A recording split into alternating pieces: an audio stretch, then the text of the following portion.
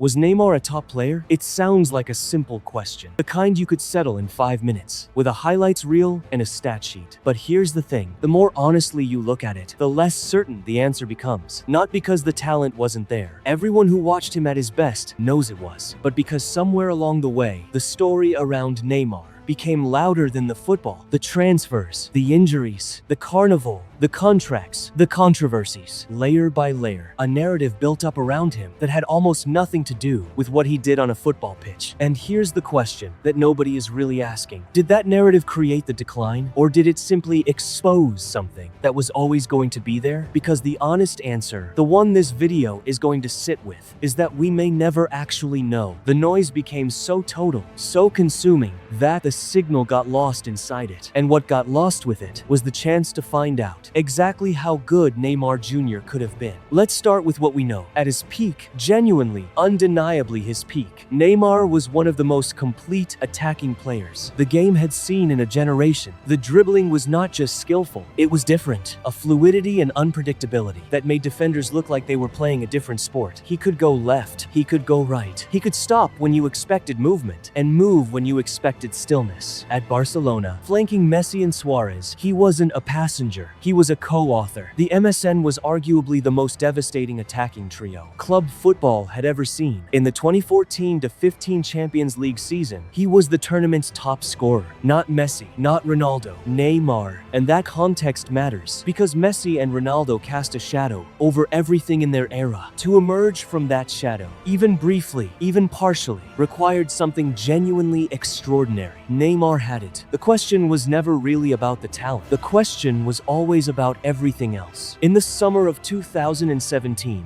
Neymar left Barcelona for Paris Saint-Germain, 222 million euros, the most expensive transfer in football history. And the football world asked one question: why? If you're at Barcelona, playing alongside Messi, part of the most celebrated club side in the world, already being mentioned in the conversation about the greatest of all time, why leave? The official answer was ambition. To step out of Messi's shadow, to prove he could carry a team alone. But football doesn't deal in reasonable answers. Football deals in narrative, and the narrative that took hold was simpler. That the move was about money, about comfort, about choosing a gilded cage over the grinding work of becoming the best. From the moment he arrived in Paris, every injury became suspicious. Every party became evidence. Every trophy PSG didn't win became confirmation of what people had already decided. The move didn't just change his club, it changed the story. Football at that level destroys bodies. Metatarsal fractures are not a performance, but timing creates narrative.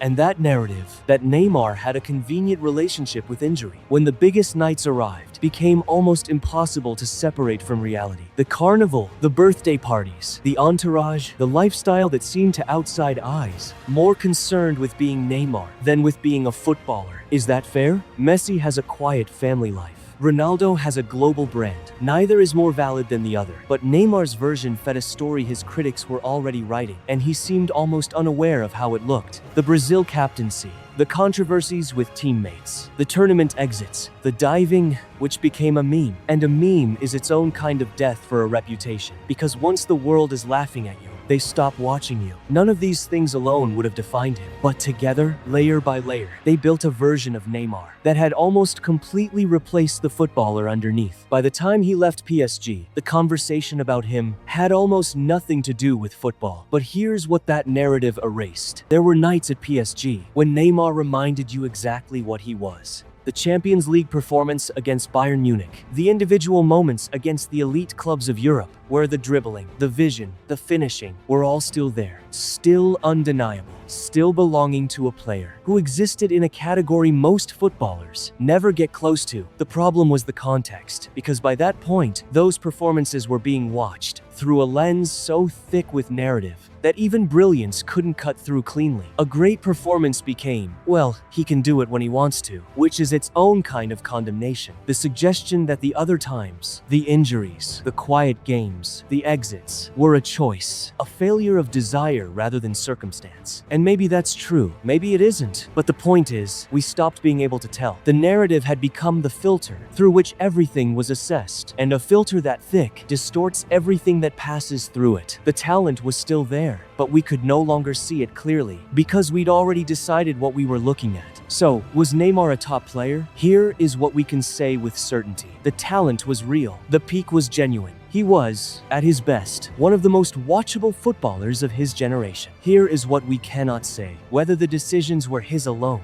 whether the injuries were convenient or coincidental, whether a different move, a different set of choices, would have produced a different story. Because that's the thing about narrative. It's not neutral. It shapes what we see. It shapes what athletes believe about themselves. It shapes the pressure in the dressing room and the atmosphere in the stadium. Once the world decides who you are, it becomes almost impossible to show them something different. Did Neymar make choices that cost him? Almost certainly. Did the world make it harder to make better ones? Almost certainly. Was there a version of this story where he stayed at Barcelona, won the Champions League, and the greatest of his generation conversation had a third name in it permanently? Maybe. We just never got to find out. Neymar's story resists the clean verdict, the easy conclusion, the satisfying arc that ends with a lesson. It's messier than that. More human than that. A player of extraordinary talent who made choices, some understandable, some not, in an environment that had already decided what they meant. A media machine that needed a story and found one easier to tell than the complicated truth. A football culture that built him into a symbol and punished him for not living up to the version they invented. Sound familiar? This is what we do. We decide who athletes are. We build the narrative. We watch them through the lens we created, and then we wonder why the picture never quite looks right. The question of what Neymar could have been, the full, unfiltered, noise-free answer, that one is gone, and that might be the most honest thing you can say about him. We never actually found out, so I'll leave you with this. When you think about Neymar, what are you actually thinking about? The football or the story you were told about the football? Because there's a difference, and being honest about that difference might change the answer to the question we started with. Drop your verdict in the comments. Was Neymar a top player, or did we never really get the chance to know? If Athletica Stories is asking the questions you want someone to ask, subscribe. See you in the next one.